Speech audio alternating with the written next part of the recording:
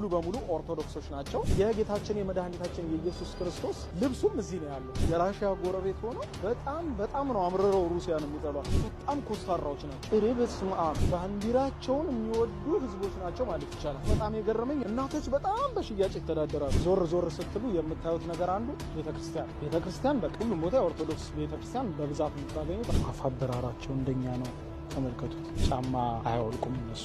በነገራችን ላይ ቁምጣ አድርጎ ቤተ መቅደስ ውስጥ መግባት ስለማይፈቀድ ይላችሁ ሲያማጥሩ ኦርቶዶክስ ነው፣ ኦርቶዶክስ ክርስቲያን ነው። እሱ በየተራራው ላይ ቤተክርስቲያን እንዲሰራ አዞ ነበር የቀድሞ ንጉስ። በወቅቱ የፓጋን ወይም ደግሞ ይሄ እግዚአብሔር የለም የሚሉና በጣዖት የሚያመልኩ ሰዎች በነበሩበት ጊዜ ነው። እንግዲህ ለብዙ ሀገር ቪዛቸው ክፍት። የኢትዮጵያን ፓስፖርት ካላችሁ ቪዛ አፕላይ ማድረግ ትችላላችሁ ኦንላይን። በጣም ሀገሬው ደግሞ ቺፕ ነው፣ በጣም ርካሽ።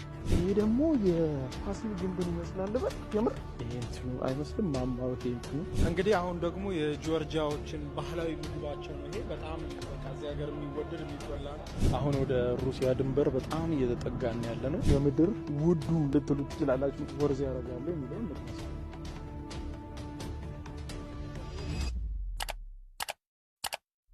ደናችሁ ተመልካቾቼ፣ አቤል ብርሃኑ የወይኗ ልጅ ነኝ።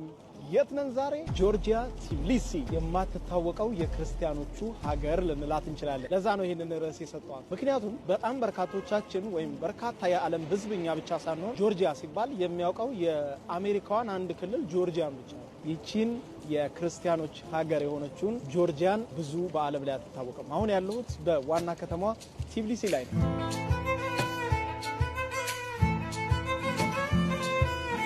እንግዲህ ጆርጂያ ለምንድን ነው የክርስቲያኖች ሀገር ያልካት ካላችሁኝ፣ ለመጀመሪያ ጊዜ ክርስትናን በመንግስት ደረጃ የሀገሬው ሁሉ ሃይማኖት ከዛሬ ጀምሮ ክርስትና ነው ተብሎ የታወጀባትና እንዲሁም በጣም በፍጥነት በመንግስት ደረጃ ክርስትናን የተቀበለች ሀገር በመሆኗ ነው። ጆርጂያ ዋናዋ ከተማዋ ቲቢሊሲ ይባላል። በየቦታው የምታዩት ክርስትናን የሚገልጽ ነገር ነው። ክርስትናም ሲባል ደግሞ የኦርቶዶክስ ክርስቲያኖች ናቸው እና በጣም በርካታ ካቴድራሎች ነው ያሉት። በምትሄዱበት ሁሉ ቤተክርስቲያን ነው። አብዛኛው ከተማ ውስጥ የምታዩት በጣም በርካታ የኦርቶዶክስ ቤተክርስቲያኖችን ነው የምታዩት። እንዲሁም ከኦርቶዶክስ በተጨማሪ አንዳንድ ቦታ የካቶሊክ ቤተክርስቲያኖች አሉ። ከዛ ውጭ ግን 100% ሊባል በሚችል ደረጃ ሙሉ በሙሉ ኦርቶዶክሶች ናቸው። የራሺያ ጎረቤቶች ናቸው።